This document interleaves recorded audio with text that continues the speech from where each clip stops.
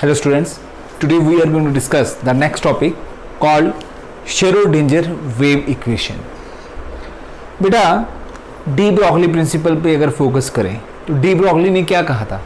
De Broglie ने electron के अंदर एक वेव कैरेक्टर को सपोज किया था, राइट? तो हिजनबर्ग के अकॉर्डिंगली अगर हम उसकी प्रिंसिपल की बात करें तो उसने भी एक इलेक्ट्रॉन के अंदर एक वेव नेचर को सपोज किया था। कैरी फॉरवर्ड करते हुए श्रोडिंजर एक थर्ड साइंटिस्ट में आप लोगों को बेटा इंट्रोड्यूस कर रहा हूँ। After the de Broglie, after the Heisenberg, third scientist में आपको इंट्रोड्यूस कर रहा हूँ, नेम कॉल्ड श्रोडिंजर। श्रोडिंजर भी जो है वो इलेक्ट्रॉन को एक वेव नेचर का पार्ट जो है वो सपोज करता था। और श्रोडिंजर ने हमको बेटा एक इक्वेशन प्रपोज की। वो इक्वेशन क्या रिफ्लेक्ट करती है? वो इलेक्ट्रॉन की मोशन को रिफ्लेक्ट करती है। मेरी बात को ध्यान से सुन लीजिएगा। श्रोडिंजर ने हमको एक इक्वेशन प्रपोज की। वो इक्वेशन हमको क्या शो करती है, क्या कहना चाहती है? वो इलेक्ट्रॉन की न्यूक्लियस के अराउंड, किसी इलेक्ट्रॉन की न्यूक्लियस के अराउंड मोशन को रिफ्लेक्ट करती है। अब क्योंकि इलेक्ट्रॉन एक वेव नेचर का है तो उसने उसका ये सपोज करना था कि गिवन मान लीजिए न्यूक्लियस है तो न्यूक्लियस के अराउंड इलेक्ट्रॉन जो है यानी कि वेव जो है ना, वेव, क्योंकि ये पार्टिकल नहीं है। अगर पार्टिकल होगा तो उसका कोई फिक्स पाथ होगा, वेव का कोई फिक्स पाथ नहीं होगा। वेव की motion around the nucleus x axis में भी हो सकती है, वाई एक्सिस में भी हो सकती है, जेड एक्सिस में भी हो सकती है। आई एम रिपीटिंग माई वर्ड। क्योंकि श्रोडिंजर एक इलेक्ट्रॉन को पार्टिकल नहीं बल्कि वेव कैरेक्टर का सपोज कर रहा था तो उसके अकॉर्डिंगली इलेक्ट्रॉन की जो मोशन है यानी कि वेव मोशन जो है वो न्यूक्लियस के अराउंड किसी पर्टिकुलर एक एक्सिस में नहीं बल्कि तीनों एक्सिस में हो सकती है। यानी कि श्रोडिंजर ने इलेक्ट्रॉन की मोशन को वेव मोशन माना। वेव मोशन मानते हुए उसने उसकी मोशन को 3 डायमेंशनल मोशन डिक्लेयर किया। और बेटा उसने एक ना इक्वेशन प्रपोज की। वो इक्वेशन आप लोगों को डिस्कस करने जा रहा हूँ। Question is curly square psi, curly word इसको बोलते हैं बेटा, curly square psi upon curly X square plus curly square psi upon curly Y square plus curly square psi upon curly Z square plus 8 pi square M into E minus V psi upon H square equal to 0। Students, ये equation आपको अभी मैं बोल रहा हूँ, हो सकता है आपको कॉम्प्लिकेटेड लग रही हो। आपको कोई पैनिक में या घबराने की ज़रूरत नहीं है। आपको आपके लेवल तक, नीट लेवल तक, जेई लेवल तक, एडवांस लेवल तक एक जो इतना पता होना चाहिए मैं उतना आपको समझाता हूँ। कहाँ से आई है, क्या है, उसका आपके लेवल तक कोई कंसर्न नहीं है। क्या कुछ आपको इसके बारे में पता होना चाहिए, बस जितना मैं आपको बता रहा हूँ उतना आपको इसके बारे में पता होना चाहिए। तो जो चीज़ें पता होनी चाहिए वो मैं 1 बाय 1 करके आपको बता रहा हूँ। पहला पॉइंट ये कि ये क्वेश्चन अपना श्रोडिंजर ने प्रपोज की है। इसके अकॉर्डिंगली इलेक्ट्रॉन की जो मोशन है 3 डायमेंशन मोशन है। अब स्टूडेंट्स ये देखिए, मैं आपको समझाने की कोशिश करता हूँ। करली square psi upon curly X square, यहाँ पर ये जो साई है, मैं वर्ड करली स्क्वायर साई क्या है? साई को हम बोलते वेव फंक्शन, साई को बोलते wave function, right? Wave function हमको क्या बताता है? किसी वेव का, इलेक्ट्रॉन के वेव का वेव फंक्शन हमको क्या बताता है कि उस वेव का एम्पलीट्यूड क्या है। एम्पलीट्यूड यानी कि हाइट ऑफ क्रस्ट और डेप्थ ऑफ ट्रफ क्या है। तो curly square psi upon curly X square plus curly square psi upon curly Y square plus curly square psi upon curly Z square. बेटा इतनी जो टर्म है ना बेटा, इससे अपने मन में एक अपने आइडिया सेट करना है कि श्रोडिंजर आपको क्या कहना चाह रहा है। ये श्रोडिंजर आपको कहना चाहता है कि जब इलेक्ट्रॉन मूव कर रहा होगा न्यूक्लियस के अराउंड, उसके coordinates with respect to X axis भी चेंज हो सकते हैं। उसके कोऑर्डिनेट्स, उसकी मोशन के कोऑर्डिनेट, उसकी पोजीशन के coordinate with respect to Y axis भी चेंज हो सकते हैं, with respect to Z axis भी चेंज हो सकते हैं। यानी कि curly square psi upon curly X square, ये वैसे ये टर्म क्या हुई? Curly square psi upon curly X square, this is what? Second derivative of psi with respect to X. बेटा आपका जैसे फिजिक्स का चैप्टर चल रहा होगा, आजकल जैसे फिजिक्स का चैप्टर खत्म हुआ होगा, शायद आपने कॉरस्पॉन्डिंग टीचर से किया होगा मैथमेटिकल टूल्स। मैथमेटिकल टूल्स में आपने शायद पढ़ा होगा थोड़ा बहुत डिफरेंशिएशन के बारे में, राइट, डिफरेंशिएशन के बारे में, dx upon dt, राइट। एक पर्टिकुलर क्वांटिटी है, अगर मैं उसको एक बार नहीं बल्कि दूसरी बार करने जा रहा हूं, तो अगर मैं सेकंड टाइम करने जा रहा हूं तो उसकी डिफरेंशिएशन को बोलते हैं second derivative of that component. तो this is curly square psi upon curly X square, curly square psi upon curly X square. इसको हम क्या बोलते हैं, इसको हम क्या बोलेंगे, इसको कैसे प्रोनाउंस करेंगे, हम इसको जस्ट कहेंगे this part is representing the second derivative of psi with respect to X. यानी कि इतने से पार्ट से जो मेन चीज आपने समझनी है वो क्या समझनी है, श्रोडिंगर हमको क्या कहना चाह रहा है। श्रोडिंगर कहना चाहता है कि जब इलेक्ट्रॉन मूव कर रहा होगा न्यूक्लियस के अराउंड, उसकी साई की वैल्यू जो है एक्स एक्सिस के अराउंड भी चेंज होगी, वाई एक्सिस के अराउंड भी चेंज होगी, जेड एक्सिस के भी अराउंड चेंज होगी।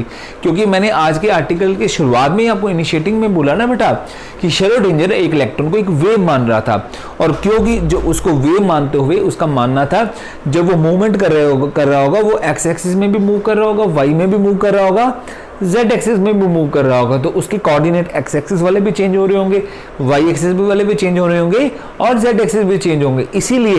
इसीलिए यहां पर we have curly square psi upon curly X square. इसका मतलब ये इतना पार्ट हमको बता रहा है कि साई का मतलब एम्पलीट्यूड की, यानी कि वेव फंक्शन की variation with respect to X axis कैसे होगी, with respect to Y axis, with respect to Z axis कैसे होगी बेटा, राइट। साई इसको प्रोनाउंस करते हैं, साई सिंबल ये है, साई हमको क्या बताता है, एम्पलीट्यूड ऑफ द वेव। आपको श्रोडिंगर वेव इक्वेशन के बारे में ये पता होना चाहिए कि अपना ये इक्वेशन क्या बता रही है, 3 डायमेंशनल मोशन बता रही है। आपको पता होना चाहिए साई क्या है, psi is the what we call a wave function, right. अब उसके बाद आगे कर्ली से psi upon curly X square is what, second derivative psi with respect to X. इस इक्वेशन में कैपिटल ई क्या है, capital E is the total energy of the electron, V is what, potential energy of the electron. बेटा NCERT level पे तो या competitive level पे basic तो आपको यही पता होना चाहिए, जितना मैंने आपको बताया कि ये इक्वेशन क्या कहना चाहती है, कैसे आई, क्यों सेकंड डेरिवेटिव है। इसका आपके लेवल पे अभी कोई रिक्वायरमेंट नहीं है, आपको किसी तरह की परेशान होने की जरूरत नहीं है कि सेकंड डेरिवेटिव क्यों है, ऐसा कुछ सोचने, जितना आपको जरूरत है वो सोचिए कि आपको बस पता होना चाहिए ये इक्वेशन ये शो करना चाह रही है कि इलेक्ट्रॉन की मोशन न्यूक्लियस के अराउंड 3 डायमेंशन में होगी, विच इंडिकेट कि electron is of wave nature, right. और दूसरा, मैं अधिक से अधिक आपसे क्या एक्सपेक्ट कर सकता हूँ, नीट में क्या एक्सपेक्ट कर सकता हूँ, एडवांस में क्या एक्सपेक्ट कर सकता हूँ, वो ये कि आपको एग्जामिनर क्या करे, वो 4 ऑप्शन दे दे, वो कह दे करेक्ट श्रोडिंगर वेव इक्वेशन क्या है। अब यहाँ पर आपको थोड़ा सा इसको क्रैम कर लेना पड़ेगा बेटा, मतलब ये तो चलो पार्ट याद ही हो गया सेकंड डेरिवेटिव, इसमें आपको याद कर लेना होगा 8 pi square m E minus V into psi upon h, h is the Planck's constant बेटा, एच स्क्वायर इक्वल टू 0।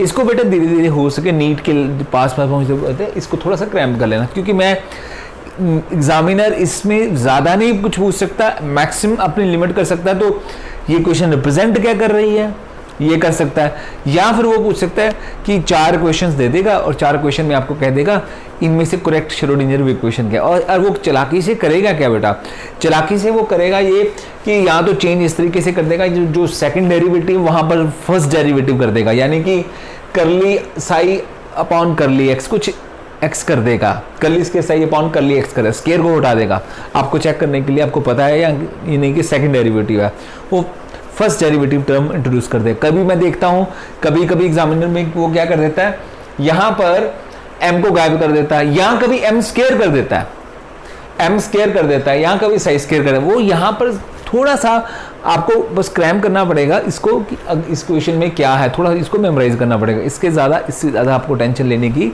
कोई ज़रूरत नहीं है। चलते हैं आगे बेटा। अब अगला पार्ट में जो आपके साथ डिस्कस करने जा रहा हूँ वो डिस्कस करने जा रहा हूँ साई एंड साई स्क्वायर। साई क्या है और साई स्क्वायर क्या है बेटा। जैसे कि मैंने आपको थोड़ी देर पहले भी बोला कि साई क्या है, इसको प्रोनाउंस क्या करते हैं, wave function. Psi pronounce as a wave function, and wave function अगर किसी वेव का पता है तो हमको उसका फिजिकल सिग्निफिकेंस क्या है, कोई खास सिग्निफिकेंस नहीं है। अगर हमको किसी इलेक्ट्रॉन की साई की वैल्यू पता है तो we just have the idea of the wave function, we just have the idea of the wave function, that is we just have the idea of the amplitude of the wave. Amplitude का मतलब उस wave की height कितनी है, crust की height कितनी है, या फिर डेप्थ जो है ऑफ ट्रफ कितनी है। अदरवाइज साई जो है कोई सिग्निफिकेंट क्वांटिटी नहीं है। तो मैंने यहाँ पर आपके नोट्स बनाने के लिए साथ साथ लिखा भी हुआ है ताकि आप यहाँ बोर्ड से भी समझ पाएं अगर मेरी वॉइस में कुछ आपको चीज मिस हो जाए। The term psi is not a significant quantity as it just gives us मैंने लिखा as it just gives us the amplitude of a wave. बेटा हमने एक्सपेरिमेंटली ये देखा साई तो नहीं इंपॉर्टेंट है, ये तो एम्पलीट्यूड बताता है, लेकिन स्केयर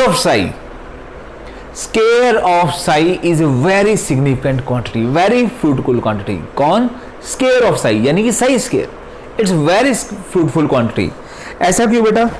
ऐसा इसलिए क्योंकि मैथमेटिकल जो रिजल्ट आए बेटा, उस रिजल्ट से ये पता लगा, ध्यान से सुनिएगा मेरी वर्ड, मैं जो बात बोलने जा रहा हूं इस पॉइंट के बाद जो लेफ्ट आउट चैप्टर का, इस चैप्टर का पार्ट है क्वांटम मॉडल, वो सारा इसी स्टेटमेंट के ऊपर एप्लीकेबल है। तो ध्यान से सुनना, साई स्केयर यानी कि स्केयर ऑफ साई एक्सपेरिमेंटली हमने पता किया, gives us what? It gives us the probability of finding the electron, the probability of finding the electron of a particular given electron at a distance r from the nucleus. मतलब क्या हुआ? मतलब ये हुआ कि मान लीजिए ये मेरा ये हैंड जो है, ये वाला पार्ट न्यूक्लियस है बेटा, राइट? डिस्टेंस r में इस न्यूक्लियस से मैंने एक पॉइंट ले लिया, लेट ये पॉइंट यहां पर मैंने ले लिया। इस पॉइंट के अराउंड वो इलेक्ट्रॉन इस पॉइंट पे एक पर्टिकुलर पॉइंट पे उस इलेक्ट्रॉन की मिलने की प्रोबेबिलिटी कितनी है? अगर इस पॉइंट पे उस इलेक्ट्रॉन की साई स्क्वायर की वैल्यू ज्यादा, अगर इस पर्टिकुलर पॉइंट पे जो कि डिस्टेंस r पे है फ्रॉम द न्यूक्लियस, अगर उस इलेक्ट्रॉन की साई स्क्वायर की मिलने की वैल्यू साई स्क्वायर की वैल्यू ज्यादा, इसका मतलब एक्सपेरिमेंटली हमने देखा है कि उस पर्टिकुलर पॉइंट पे जहां पर हमने उस इलेक्ट्रॉन का साई स्क्वायर मेजर किया, वहां पर वो इलेक्ट्रॉन मिलने की जो प्रोबेबिलिटी है वो मैक्सिमम होती है। और जिन जिन पॉइंट्स पे हमने स्क्वायर ऑफ साई मेजर किया, जिस पॉइंट पे स्क्वायर ऑफ साई मेजर किया अराउंड द न्यूक्लियस, ठीक है, न्यूक्लियस के अराउंड ही सब कुछ मेजरमेंट कर रहे हैं, किसकी बेटा? साई स्क्वायर की। जिन जिन पॉइंट के अराउंड साई के स्क्वायर की वैल्यू एक इलेक्ट्रॉन की, ठीक है बेटा, कम आई, हमने ये नोट किया उन पॉइंट पे उस इलेक्ट्रॉन के मिलने की जो प्रोबेबिलिटी है बेटा वो कम आई। I am repeating my words. हमने क्या किया है, किसी पर्टिकुलर इलेक्ट्रॉन के लिए एक न्यूक्लियस के अराउंड डिस्टेंस r पे अलग अलग पॉइंट्स पे हमने साई स्क्वायर उसके मेजर की एक इलेक्ट्रॉन के। हमने एक रिजल्ट चेकआउट किया और मैच किया। हमने ये देखा कि उस इलेक्ट्रॉन का जिन जिन पॉइंट पे साई स्क्वायर की वैल्यू ज्यादा आ रही थी, और जब हमने एक्सपेरिमेंटली उसकी स्टडी की, उस इलेक्ट्रॉन की मोशन को स्टडी किया, उन पॉइंट पे वो इलेक्ट्रॉन के मिलने की जो प्रोबेबिलिटी है वो बेटा ज्यादा आ रही थी न्यूक्लियस के अराउंड। और जिन जिन पॉइंट पे वो उस इलेक्ट्रॉन की साई स्क्वायर की वैल्यू कम आ रही थी, तो जब हमने उसी पॉइंट्स पे उनकी प्रोबेबिलिटी को चेक किया साई स्क्वायर मेजर करने के बाद, वी सी, क्या हमने देखा, व्हाट वी सा कि उन पॉइंट्स पे उस इलेक्ट्रॉन की मिलने की प्रोबेबिलिटी कम आ रही थी। इस मैथमेटिकल कैलकुलेशन और कॉरस्पॉन्डिंग रिजल्ट के बाद हमने एक चीज को कोरिलेट कर लिया। हमने क्या कोरिलेट कर लिया? हमने ये कोरिलेट कर लिया कि जिन पॉइंट्स पे इलेक्ट्रॉन की साई स्क्वायर की वैल्यू ज्यादा आ रही है, बाद में हम चेक करें उन पॉइंट पे वो इलेक्ट्रॉन ज्यादा मूव कंसंट्रेट कर रहा है, वो इलेक्ट्रॉन के मिलने के चांसेस ज्यादा हैं। और जिन पॉइंट पे न्यूक्लियस के अराउंड वो इलेक्ट्रॉन के साई स्क्वायर की वैल्यू कम आ रही है, बाद में हम जब उसकी प्रोबेबिलिटी चेक कर रहे हैं तो प्रोबेबिलिटी कम आ रही है, तो इसका मतलब ये हुआ probability of electron, probability of finding the electron and ये उसके साई स्क्वायर की value, probability of finding the electron and its psi square value are correlated, यानी कि साई स्क्वायर अगर किसी पॉइंट पे ज्यादा, इसका मतलब उस पॉइंट पे उस इलेक्ट्रॉन के मिलने की प्रोबेबिलिटी ज्यादा। तो साई स्क्वायर से हमको आइडिया हो सकता है कि वो इलेक्ट्रॉन न्यूक्लियस अराउंड कहां कहां मिल सकता है, यानी कि Sai square is a very significant quantity because it tells us what, it tells us about the probability of finding that electron, probability of finding that electron at a distance r from the nucleus। तो जैसे मैंने यहां लिखा Sai and Sai square, तो मैंने पहले तो बात कर ली इसके बारे में, फिर से एक बार आपके साथ रीटेक करता हूं। द टर्म साई, अभी मैं साई की बात कर रहा हूं।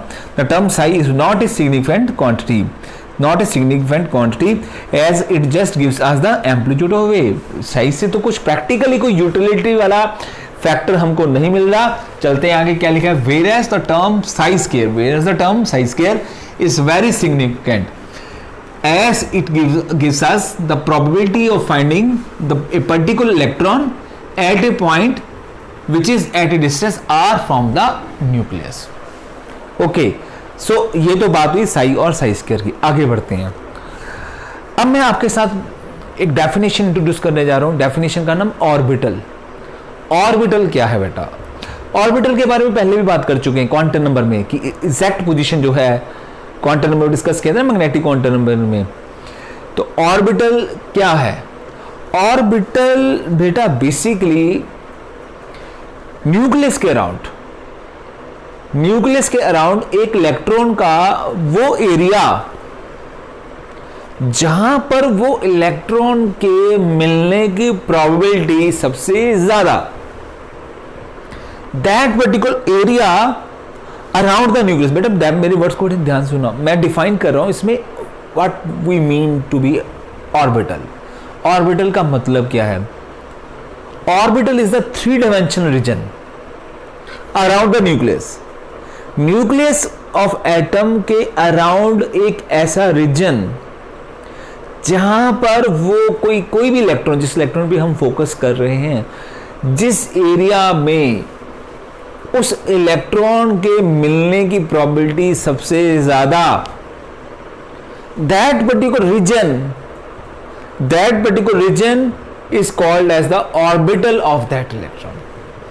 यानी कि what is an orbital? Orbital is the region, 3 dimension region, I am repeating, it is the 3 dimension region around the nucleus where the probability of finding the electron is maximum। जैसे आप मेरे को ले लीजिए, नॉर्मल लाइफ में, normal day life की अगर बात करूं, आजकल नहीं, आजकल तो लॉकडाउन चल रहा है, नॉर्मल डे की बात करूंगा अपनी, तो मेरी प्रोबेबिलिटी मिलने की जो है, अगर कोई मेरे को मिलना चाहे तो मेरी प्रोबेबिलिटी कहां पर है? या तो बेटा मैं अपने इंस्टीट्यूट में होऊंगा, और अगर इंस्टीट्यूट में ना हुआ तो मेरी मैक्सिमम प्रोबेबिलिटी क्या होगी? फिर मैं घर में लंच वगैरह के लिए आया होऊंगा। तो यानी कि ये दो कुछ रीजन ऐसे हैं, कौन? या तो मेरी इंस्टीट्यूट या मेरा घर, जहां पर मेरे को ढूंढने की प्रोबेबिलिटी सबसे ज्यादा हो गई। तो मेरा घर एंड मेरी इंस्टीट्यूट क्या हो गए बेटा? मेरे ऑर्बिटल हो गए, मेरे खुद के ऑर्बिटल, क्योंकि मेरे मिलने की प्रोबेबिलिटी सबसे ज्यादा इन्हीं 2 रीजन में है। उसी तरीके से एक इलेक्ट्रॉन की भी बात करते हैं। जब इलेक्ट्रॉन किसी इलेक्ट्रॉन की स्टडी कर रहे हैं तो न्यूक्लियस के अराउंड उस इलेक्ट्रॉन का कौन सा 3 डायमेंशनल में स्पेस है, 3 डायमेंशनल में कौन सी स्पेस है जहां पर वो इलेक्ट्रॉन हम देख पा रहे हैं एक्सपेरिमेंटली कि यार ये ज्यादा टाइम इस एरिया में स्टे कर रहा है, इस एरिया में स्टे कर रहा है। तो वो रीजन जो हमको दिखाई दे किसी इलेक्ट्रॉन का, जिस रीजन के अराउंड हमको लगे कि यार ये electron most of time nucleus के अराउंड इस रीजन में मिलता है, ये वाला इलेक्ट्रॉन, तो हम कहेंगे ये रीजन जो है ना, ये रीजन जो है इस पर्टिकुलर इलेक्ट्रॉन का ऑर्बिटल। यानी कि ऑर्बिटल क्या है बेटा? एक ऐसा reason around the nucleus where the probability of finding that electron is maximum, right? तो ऑर्बिटल एक बार आपसे पढ़ लेता हूं। Orbital, it is the 3 dimensional region 3 dimension region around the nucleus where the probability of finding that electron is maximum. Done. तो ये हमारी definition हो गई व्हाट वी से द ऑर्बिटल। अब अगला टॉपिक बेटा आप लोगों के साथ मैं करने जा रहा हूं, that is the shape of the orbital. Shape of the orbital का मतलब shape of S orbital, shape of P orbital, shape of D orbital, ये डिस्कशन करने जा रहे हैं।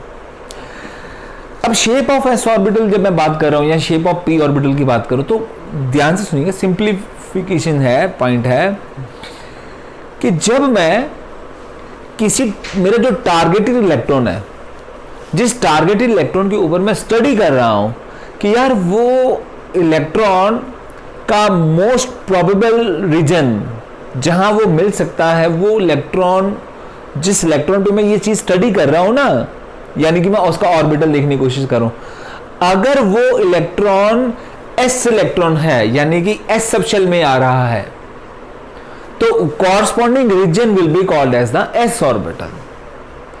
अगर वो इलेक्ट्रॉन, जिस इलेक्ट्रॉन के ऊपर मैं रिसर्च कर रहा हूं कि यार ये इलेक्ट्रॉन कौन सा इलेक्ट्रॉन, ये इलेक्ट्रॉन जो इलेक्ट्रॉन पी सबशेल में आ रहा है, पी सबशेल में आ रहा है, अगर इलेक्ट्रॉन पी सबशेल से बिलोंग करता है और उसका रीजन, मोस्ट प्रोबेबल रीजन अगर हम लोकेट कर लें तो वो रीजन जो है उस इलेक्ट्रॉन का पी ऑर्बिटल डिक्लेयर होगा। पी ऑर्बिटल का मतलब क्या होगा कि हमारा टारगेटेड इलेक्ट्रॉन पी इलेक्ट्रॉन है। पी इलेक्ट्रॉन का मतलब वो इलेक्ट्रॉन पी सबशेल से बिलोंग करता है, यानी कि पी सबशेल से बिलोंग करता हुआ इलेक्ट्रॉन, और उस इलेक्ट्रॉन का अगर हम most probable region, finding region का स्टडी कर रहे हैं तो इसका मतलब हम पी ऑर्बिटल के ऊपर स्टडी कर रहे हैं। अगर हम किसी एस सबशेल के बिलोंगिंग इलेक्ट्रॉन को स्टडी कर रहे हैं, एस सबशेल के किसी बिलोंगिंग इलेक्ट्रॉन को स्टडी कर रहे हैं कि यार कोई ये एस सबशेल का इलेक्ट्रॉन है और ये कौन सा रीजन है, कौन सा रीजन है जहां पर उस इलेक्ट्रॉन, कैसा वो रीजन है जहां पर वो एस इलेक्ट्रॉन, एस सबशेल के इलेक्ट्रॉन के मिलने की प्रोबेबिलिटी सबसे ज्यादा है, तो बेटा उस एस सबशेल के एस इलेक्ट्रॉन के उस रीजन को वो हम कहेंगे एस ऑर्बिटल। यानी कि सिंप्लीफाई बात शब्दों में कहूं, एस ऑर्बिटल का अगर मतलब बात कर रहे हैं तो हम किसी एस इलेक्ट्रॉन के मोस्ट प्रोबेबल रीजन को स्टडी कर रहे हैं। अगर हम पी ऑर्बिटल की स्टडी कर रहे हैं तो हम बेसिकली पी सबशेल के किसी इलेक्ट्रॉन के मोस्ट प्रोबेबल रीजन को स्टडी कर रहे हैं। तो चलते हैं, अभी मैं सबसे पहले आपके पास साथ बात करने जा रहा हूं shape of the S orbital. देखिए बेटा, जब हम किसी इलेक्ट्रॉन की ऑर्बिटल की बात करते हैं, यानी कि हम किसी इलेक्ट्रॉन के उस रीजन की बात करते हैं जहां पर उस इलेक्ट्रॉन के मिलने की प्रोबेबिलिटी सबसे ज्यादा है, तो हमारा जो मेन कंसर्न आ जाता है, हम मैथमेटिकली इस चीज को करते कैसे हैं, हम उस इलेक्ट्रॉन के साइज स्क्वायर की वैल्यू के ऊपर फोकस करते हैं, क्योंकि साइज स्क्वायर हमको क्या बताता है, उस इलेक्ट्रॉन का साइज स्क्वायर हमको बताता है कि उस इलेक्ट्रॉन की उस पर्टिकुलर पॉइंट के अराउंड, उस पर्टिकुलर इलेक्ट्रॉन की उस पॉइंट के अराउंड मिलने की जो प्रोबेबिलिटी है वो कितनी है। अब जब हमने मैं आपको एक्सपेरिमेंटल चीज बताने जा रहा हूं, एक्सपेरिमेंटल चीज हमारे सामने क्या आई स्टूडेंट्स, जब हमने किसी एक एस इलेक्ट्रॉन के ऊपर फोकस किया, हमने एक चीज नोट की, हमने एक पॉइंट नोट किया, हमने एक पॉइंट क्या नोट किया, हमने ये नोट किया फॉर एस इलेक्ट्रॉन कि at a particular distance R, for a particular at a distance R from the nucleus, the value of psi square comes out to be same in all the axis, चाहे वो x axis है, चाहे Y axis है, चाहे Z axis है, size square की value अलग अलग पॉइंट्स पे जो कि डिस्टेंस आर पे आ रहे थे, साइज स्क्वायर की वैल्यू जो है बेटा वो सेम आ रही थी। हमने क्या किया, हमने एक एक्सपेरिमेंट किया, ध्यान से सुनिएगा, आराम से सुनिएगा, ये टॉपिक आपके लिए जरूर एक नया मॉडिफाइड टॉपिक आ चुका है बेटा, राइट। तो बस आप कूल रहिए और आराम से समझिए बेटा क्या कह रहा हूं। हमने क्या किया, हमने न्यूक्लियस के अराउंड एस इलेक्ट्रॉन की मोशन को स्टडी कर रहे थे, हमने डिस्टेंस सेम रखा और हमने अलग अलग पॉइंट्स पे by keeping the distance to be same हमने उस इलेक्ट्रॉन का, कौन से इलेक्ट्रॉन का, एस इलेक्ट्रॉन का साइज स्क्वायर की वैल्यू चेक कर ली अलग अलग एक्सिस में, अलग अलग प्लेन्स में, right, like this, her possible direction में हमने कर रहे हैं। हम कांस्टेंट क्या रख रहे हैं, आर। मैं आर को चेंज नहीं कर रहा, आर क्या है, इंटरन्यूक्लियर डिस्टेंस, न्यूक्लियस के सेंटर से उस इलेक्ट्रॉन, उस पॉइंट का डिस्टेंस, वो आर सेम रख रहा हूं, ठीक है, और मैं एक्सिस चेंज कर रहा हूं, डायरेक्शन कॉन्टिन्यूसली चेंज कर रहा हूं, और अलग अलग जो पॉइंट्स आ रहे हैं उन अलग अलग पॉइंट्स पे साइज स्क्वायर की वैल्यू बेटा हम चेक किया एस इलेक्ट्रॉन के लिए। एक इंटरेस्टिंग फैक्ट हमारे सामने ये आया कि साइज स्क्वायर की वैल्यू एस इलेक्ट्रॉन के लिए in all the points at a particular distance comes out to be same. जब हम एस इलेक्ट्रॉन की स्टडी कर रहे थे तो हमारे पास एक मैथमेटिकल और एक्सपेरिमेंटल रिसर्च ये आई कि for particular distance R at all the possible points, the value of psi square comes out to be same. इससे हमारे पास फिजिकल जो कंक्लूजन जो समझने में आ रही थी, इसका मतलब ये समझ में आ रहा था कि अगर मैं डिस्टेंस सेम रखूं तो एस इलेक्ट्रॉन की मिलने की जो प्रोबेबिलिटी है it is uniform through out. अगर मैं डिस्टेंस सेम रख रहा हूं, डिस्टेंस चेंज नहीं कर रहा, तो प्रोबेबिलिटी जो है ये न्यूक्लियस के अराउंड मिलने की उस इलेक्ट्रॉन की वो बिल्कुल सेम। तो साइंटिस्ट ने सोचा कि अगर probability of finding the S electron is coming exactly same around all the possible point at a distance R from the nucleus, तो जो उसकी मोस्ट प्रोबेबल रीजन बन जाएगा, मोस्ट प्रोबेबल जो रीजन होगा जहां पर वो इलेक्ट्रॉन मिलने की प्रोबेबिलिटी मैक्सिमम है एस इलेक्ट्रॉन की, यानी कि एस ऑर्बिटल की बात कर रहे हैं, तो उसकी शेप क्या होगी। तो हमारे पास जो मैथमेटिकल फिर रिजल्ट आया कि the shape of the S orbital is supposed to be spherical. क्योंकि बेटा आप स्फेरिकल शेप के ऊपर फोकस कीजिए ना, स्फेरिकल शेप। अब स्फेरिकल शेप में क्या होगा, सब कुछ तो यूनिफॉर्म होगा, सब कुछ तो यूनिफॉर्म होगा। अगर ऐसा होता, ध्यान से सुनिएगा मेरी बात को, अगर ऐसा होता जो हुआ नहीं कि हमारे पास एस इलेक्ट्रॉन को स्टडी कर रहे हैं, हमारे पास कुछ ऐसे मैथमेटिकल रिजल्ट आते कि यार एक्स एक्सिस में और वाई एक्सिस में तो वो डिस्टेंस आर रख रहा हूं, दो कोई एक्सिस में, इस एक्सिस और इस एक्सिस में, राइट, जो है वो साइज स्क्वायर की वैल्यू मैक्सिमम आ रही है, इसमें मिनिमम आ रही है, इसमें अलग आ रही है, इसमें अलग आ रही है, तो साइज स्क्वायर की शेप जो उसका ऑर्बिटल होता वो यूनिफॉर्म ना होता, कुछ पर्टिकुलर डायरेक्शन में उसकी जो है और मिलने की प्रोबेबिलिटी मैक्सिमम होती, तो उसके कॉरस्पॉन्डिंग शेप जो भी बनती हम उसका उस ऑर्बिटल की हम शेप वो डिक्लेयर कर देते हैं। अब जब एस ऑर्बिटल के लिए जब हम स्टडी कर रहे थे तो हमने जो नोट किया कि एक एस इलेक्ट्रॉन की साइज स्क्वायर की वैल्यू हर डायरेक्शन में वो सेम आ रही है, तो वहां से हमने रिकॉग्नाइज किया, इसका मतलब ये है कि एस इलेक्ट्रॉन न्यूक्लियस के अराउंड एक स्फेरिकल चक्कर लगा रहा है और उसकी वो मिलने की प्रोबेबिलिटी जो है वो सेम है in any of the direction at a distance r from the nucleus. From that we conclude that the shape of the s orbital is spherical in nature. Because of what? Because the probability of finding the electron in all the direction at a distance r was coming out to be same.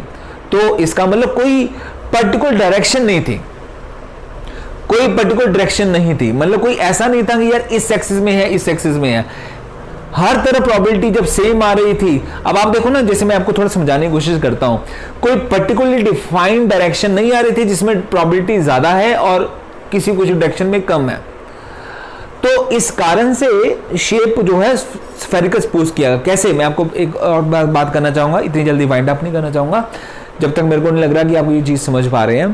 देखिए मैंने एक अपने हाथ में, students suppose कर लीजिए football पकड़ लिया, आई हैव फुटबॉल, राइट।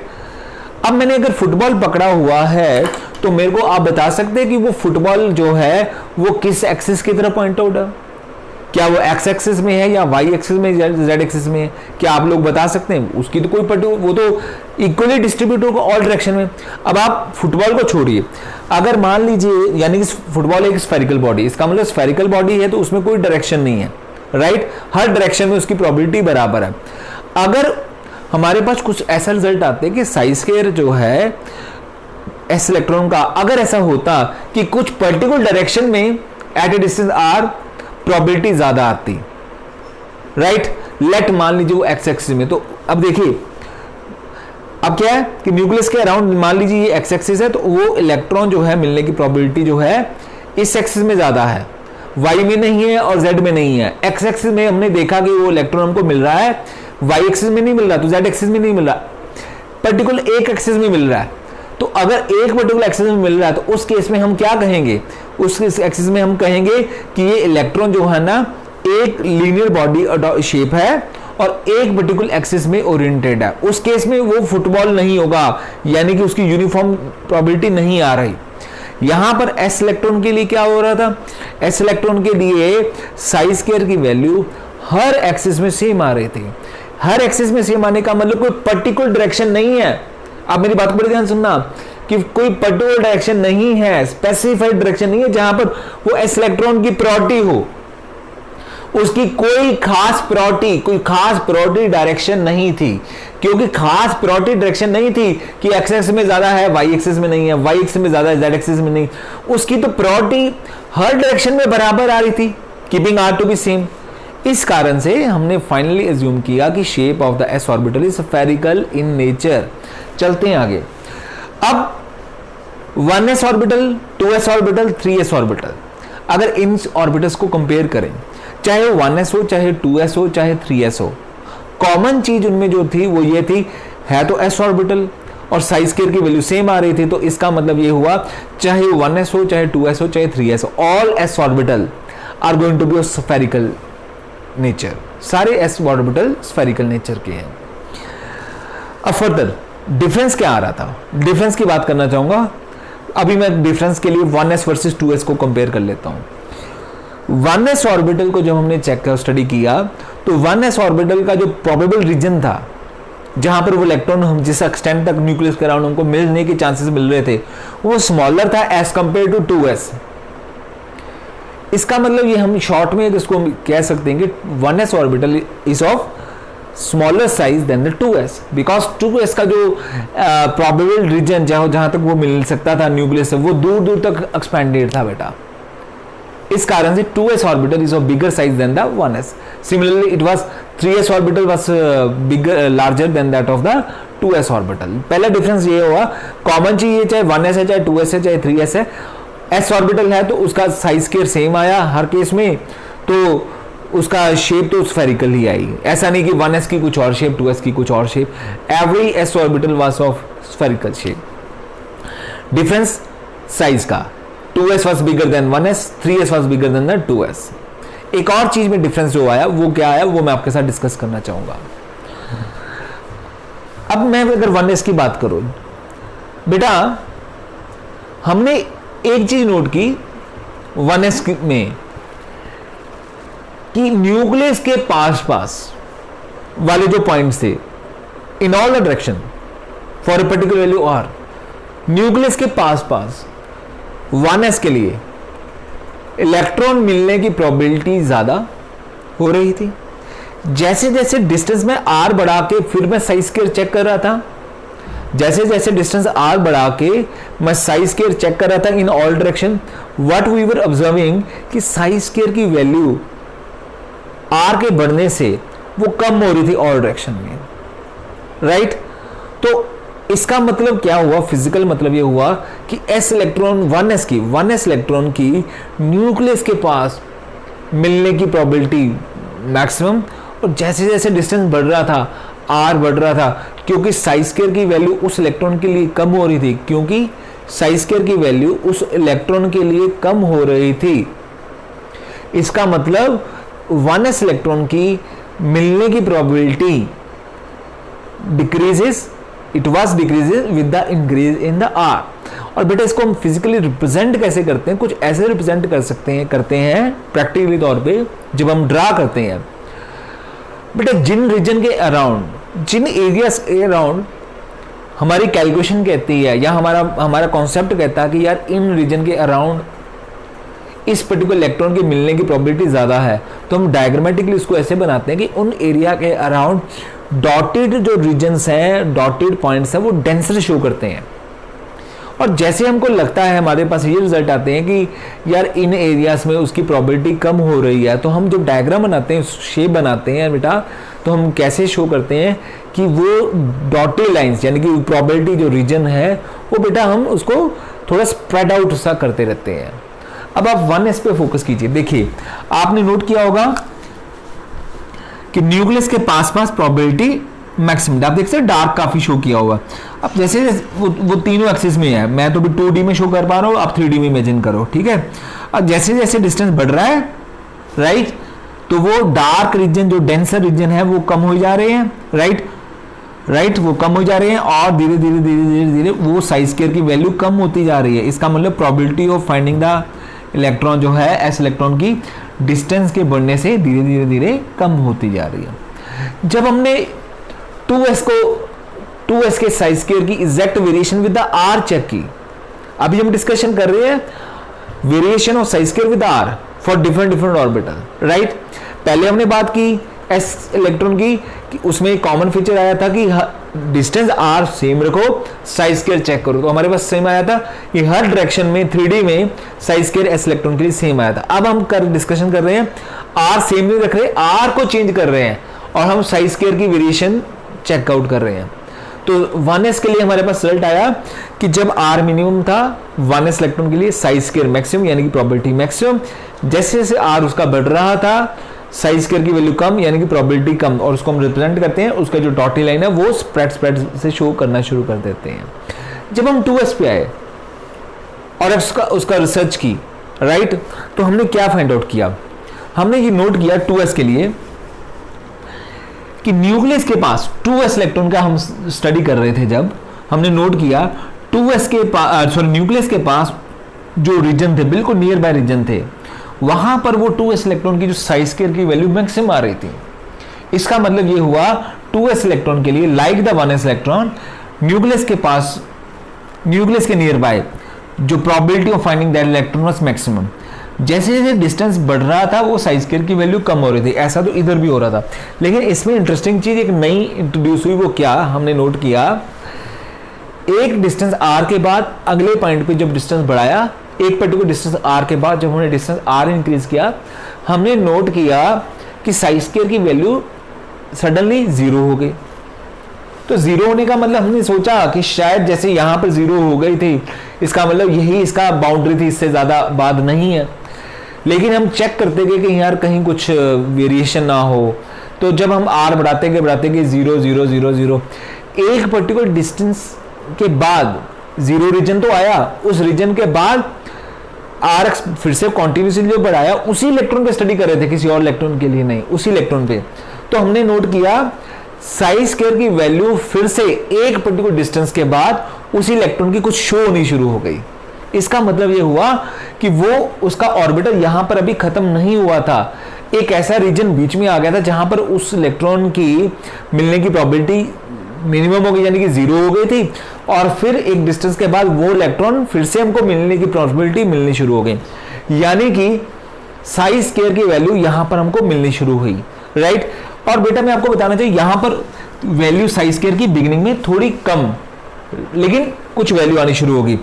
थोड़े डिस्टेंस के बाद साइज स्क्वायर की वैल्यू, जैसे आप देख सकते हो मैंने काफी डेंसर शो किया बेटा, इस रीजन में साइज स्क्वायर की वैल्यू बहुत ज्यादा हो गई, बहुत ज्यादा होगी, यानी कि पीक मैक्सिमम पॉइंट जो है इसका आ गया प्रोबेबिलिटी का 2s के लिए। फिर उसके बाद और डिस्टेंस जब r इंक्रीज किया हमने, राइट, तो हमने नोट किया फिर से साइज स्क्वायर की वैल्यू कम होनी शुरू होगी, एक डिस्टेंस के बाद वो मिनिमाइज्ड हो गई, राइट। तो 2s ऑर्बिटल में एक ऐसा रीजन आया, ये वाला जिस रीजन में 2s इलेक्ट्रॉन की मिलने की probability was found to be 0। बेटा ये रीजन जिस अराउंड द न्यूक्लियस जहां पर वो 2s इलेक्ट्रॉन या s इलेक्ट्रॉन के मिलने की प्रोबेबिलिटी 0 हो गई, बेटा इस रीजन को बेटा हम डिफाइन करते हैं radial node. We call it to be radial node. What we mean to be radial node? Radial node is the region around the nucleus where the probability of the finding that electron becomes 0. Radial node, it is a region inside the orbital where the probability of finding that electron becomes 0, right? तो इसका मतलब जब radial node है तो इसका मतलब understood है कि एक ये बीच का रीजन है जहां पर उसकी इलेक्ट्रॉन की मिलने की प्रोबेबिलिटी 0 होगी। मतलब वो रीजन जैसे खत्म होगा फिर से उस इलेक्ट्रॉन की मिलने की कुछ ना कुछ प्रोबेबिलिटी आएगी। जो रेडियल नोड यहां पर ऑब्जर्व हुआ, ये 1s में हमको रेडियल नोड ऑब्जर्व नहीं हुआ था। और जब हमने 3s पे स्टडी किया वहां पर भी हमको कुछ ऐसा रेडियल नोड एक की बजाय 2 भी मिले। नंबर ऑफ रेडियल नोड का अगर हम फार्मूला चेक करें, जो हमारे पास एक्सपेरिमेंटल रिजल्ट है वो आपको बताना चाहूंगा। नंबर ऑफ रेडियल नोड्स जिसकी मैं बात कर रहा हूं, अगर कैलकुलेट करना हो, is given by n minus L minus 1, n minus L minus 1। मतलब किस ऑर्बिटल में कितने रेडियल नोड है, right? It is given by formula n minus L minus 1। कैसे, मैं बताता हूं आपको। जैसे हम 1s की बात करें, अगर हमसे कोई पूछे कि 1s में रेडियल नोड कितने हैं, राइट? अब 1s में n की वैल्यू क्या बेटा होगी 1, क्योंकि s है तो s के लिए हमने क्वांटम नंबर पढ़ा, l की वैल्यू क्या होती है बेटा 0 होती है। तो 1 माइनस 0 माइनस 1 तो इक्वल टू क्या आ जाएगा बेटा 0, क्योंकि 1 माइनस 1 हो जाएगा। इस कारण से 1s में रेडियल नोड 0, राइट? अब 2s पे चलते हैं। जब 2s की बात करेंगे तो रेडियल नोड का formula n minus L minus 1। तो 2s के लिए n की वैल्यू क्या बेटा 2, l की, क्योंकि s की बात करें तो l की वैल्यू क्या बेटा 0। तो 2 माइनस 0 माइनस 1, तो 2 माइनस 0 माइनस 1, तो यानी कि 2 माइनस 1, 2 माइनस 1 इक्वल टू 1। जब 3s की बात करेंगे, राइट? अब 3s में स्पेस नहीं है, लेकिन मैं आपको डिफाइन कर देता हूं कैसे हुआ होगा 3s का वेरिएशन। पूरी न्यूक्लियस के पास बिल्कुल बिगिनिंग में कुछ इस यहां पर प्रोबेबिलिटी ज़्यादा, ठीक है? फिर कम हो रही है, कम होने के बाद एक रीजन आ गया, यानी कि एक रेडियल नोड आ गई, फिर से प्रोबेबिलिटी शुरू हो गई, फिर से मैक्सिमम हुई, फिर कम हुई, फिर कम होने के बाद फिर से एक रीजन आ गया जहां पर वो इलेक्ट्रॉन मिलने की प्रोबेबिलिटी 0 हो गई। फिर हम आगे बढ़ते गए, फिर एक रीजन आना शुरू, एक डिस्टेंस आ गया जहां पर फिर से वो 3s इलेक्ट्रॉन की कुछ प्रोबेबिलिटी मैक्सिमम हुई, स्टार्ट हुई, और फिर थोड़े से डिस्टेंस के बाद वेरी मैक्सिमम हुई बेटा, फिर कम होने शुरू हुई। ओवरऑल देखा जाए 3s orbital is of bigger size than the 2s and 3s orbital will be having the 2 radial node. मेरे पास स्पेस कम है इसलिए मैं बना नहीं पाया, थोड़ा सा आपको समझाने शुरू कोशिश की। यानी कि s ऑर्बिटल चाहे 1s हो, चाहे 2s हो, चाहे 3s हो, क्योंकि s ऑर्बिटल है तो s ऑर्बिटल के जो हमने एक्सपेरिमेंटल स्टडी किया हर के लिए, 1s के लिए, 2s के लिए, 3s के लिए, सबके लिए एक रिजल्ट आ रहा था for a particular distance. r size square की वैल्यू हर डायरेक्शन में सेम आ रही थी। हर डायरेक्शन का सेम आने का मतलब कोई पर्टिकुलर ऐसी डायरेक्शन नहीं थी जिस डायरेक्शन में उसकी खास प्रायोरिटी हो।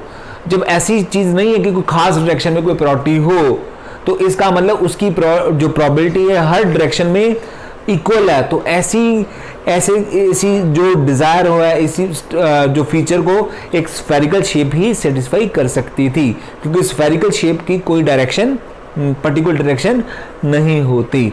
और जब हमने 1s 2s 3s सभी ऑर्बिटल को स्टडी किया डिटेल में, हमने देखा 2s bigger than the 1s, 3s bigger than the 2s, और हमने एक और चीज जो डिफरेंस देखी अलग अलग ऑर्बिटल्स में 1s 2s 3s में, it was the number of radial node, and radial node is what? It is a region where the probability of finding that particular electron become 0. और number of radial node is given by the formula n-l-1। तो number of radial node जो s orbital में अलग अलग s orbital में थे वो अलग अलग थे। और अगली क्लास में बेटा हम डिस्कस करेंगे regarding the shape of the p orbital. Thank you.